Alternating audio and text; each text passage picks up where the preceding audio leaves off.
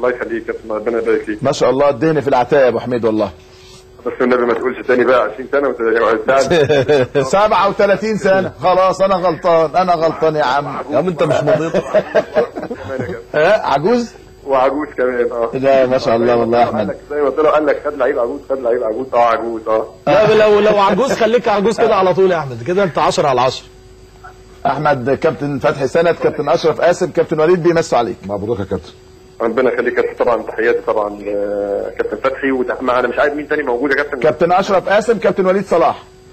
طبعا تحياتي لكابتن اشرف قاسم وكابتن وليد صلاح الدين، ويعني مبروك يا ابو حميد. احمد، هل كنت تتوقع هذه البدايه الممتازه ليك مع نادي الزمالك والفوز ماشي، لكنه ان تسجل هدفين في القائد صعب جدا كمان، وان يكون هدف التقدم او الهدف الثالث برجلك وبراسك؟ بص يا كابتن اقول لك على حاجه. يمكن النهارده لو دخلت على الموقع الرسمي بتاعي انا يمكن منزل النهارده خبر ان انا كل نادي لعبت فيه اخر 4 انديه، كل نادي لعبت فيه احرزت فيه هدف في اول مباراه ليا. والله والله. فكنت بتمنى النهارده ان يكون كمان، فانا حتى قلت ان يا رب يكون التوفيق ملازمني ويكون البدايه بتاعتي بهدف، ولكن اتوقع ان تكون البدايه بالشكل ده. اكيد طبعا ما فيش يعني بالعكس انا بقول فضل ونعمه من عند ربنا سبحانه وتعالى كبيره جدا جدا جدا، وده يعني رضا ربنا عني ورضا اهلي عني ورضا والدتي عني. ان تكون البدايه بالشكل ده يعني. اعتقد لاني كمان كان في ضغط عصبي عليا، لاني انتقال من نادي كبير لنادي كبير. ناس كتير مستنيه، ناس كتير يمكن انتقدتني حتى من قبل ما العب وقال لك اني صفقه وعجوز وضحك على النادي ومش عارف ايه والكلام ده وكده. فكان طبعا كل دي مسبب لي ضغوط، ولكن بالعكس انا يمكن الحاجات دي دوافع كبيره، وانا قلت يمكن ده دافع بالنسبه لي، دي يعني تحديات بالنسبه لي جديده، والحمد لله يعني الواحد بيرضى ضميره في شغله، والواحد بيجتهد والواحد بيتعب، وانا اجتهدت الحمد لله انا وزمايلي الفتره الاخيره، وربنا اكرمني الحمد لله كرم واسع وكبير من عند ربنا. انما زي ما بقول لك يا كابتن يمكن انا بشكتاش اول ما رحت حرزت هدفين اول مباراه ليا، واندرلخت نفس الحكايه حرزت هدف، ولما جيت النادي الاهلي في اول مباراه اعتقد كانت ضد نادي الزمالك برضه حرزت هدف، والحمد لله لما انتقلنا نادي الزمالك ربنا كرمني النهارده حرزت هدفين الحمد لله. احمد، يعني ايه سر التغير؟ الاداء الضعيف في الشوط الاول لنادي الزمالك، والاداء الرائع لنادي نفس النادي في الشوط الثاني، واحراز 4 أهداف بدلا من هدف وحيد او هدفين، والسيطره الكامله على الملعب. ايه اللي حصل؟ والله بص كان طبعا هو يمكن الشوط الاولاني يمكن لعيبه كتير لسه جديده، التجانس برضه بعيد شويه، والنهايه بقى ان لما بيكون فريق كبير خبرات وفريق اللي هو بيعرف يكسب ازاي، والروح العاليه بقى اللي احنا نزلنا بيها الشوط الثاني. واعتقد الشوط الاولاني على الرغم ان فينا هدف انما ضيعنا برضه، ولكن ما كناش بنفس الشكل بتاع الشوط الثاني. ولكن يمكن الكابتن حسن طبعا غير طريقه اللعب، وان طلعنا انا قدام، ويمكن المكان ده اللي انا بلعب مع كابتن حسن فيه بقالي يمكن ال4 ماتشات اللي احنا بنلعبهم الجين كلهم، انا بلعب تحت الفراوده قدام، او بلعب فروت ناحيه الشمال وشيكابالا ناحيه اليمين.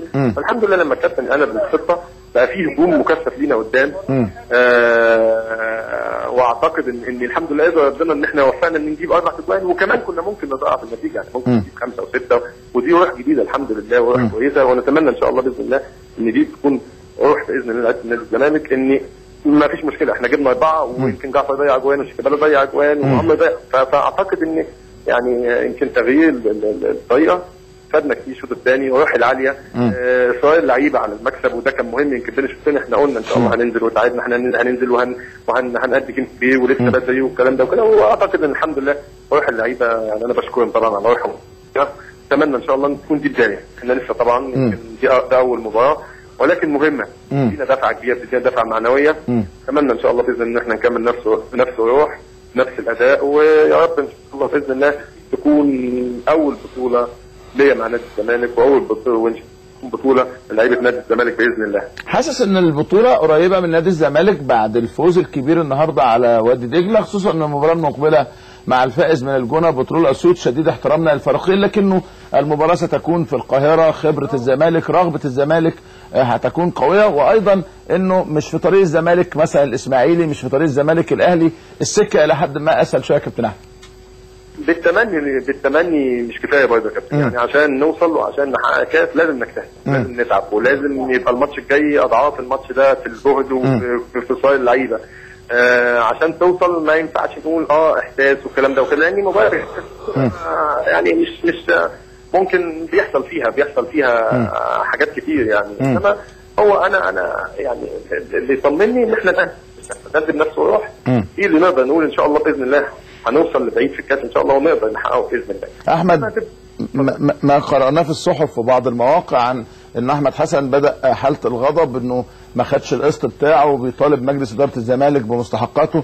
ارجوك توضح الصورة للناس. طب انا هعمل اعلان عندك بس يا كابتن، يعني انا عن اي تصريح ليا غير صحيح. انا بصرح دلوقتي يا كابتن في الموقع بتاعي احمد حسن 17 ده الموقع الرسمي بتاعي. اي تصريح غير كده لا يمت ليا باي صله. حلو قوي. الحاجه الثانيه يا كابتن اني انا الحمد لله الناس هوي كلها خدتها بالكامل.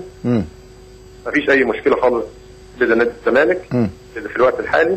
كل ما يقال سواء مشاكل سواء تاخير حقوق سواء كل الكلام ده كله انا لم ادلي باي تصريح، وانا عندي موقع دلوقتي انا بدلي فيه اي تصريحات انا عايزها. خد بالك بس حد يسرقك. طب خلي بالك بس كده، وانا ماليش عموله من الاعلان ده ولا ايه؟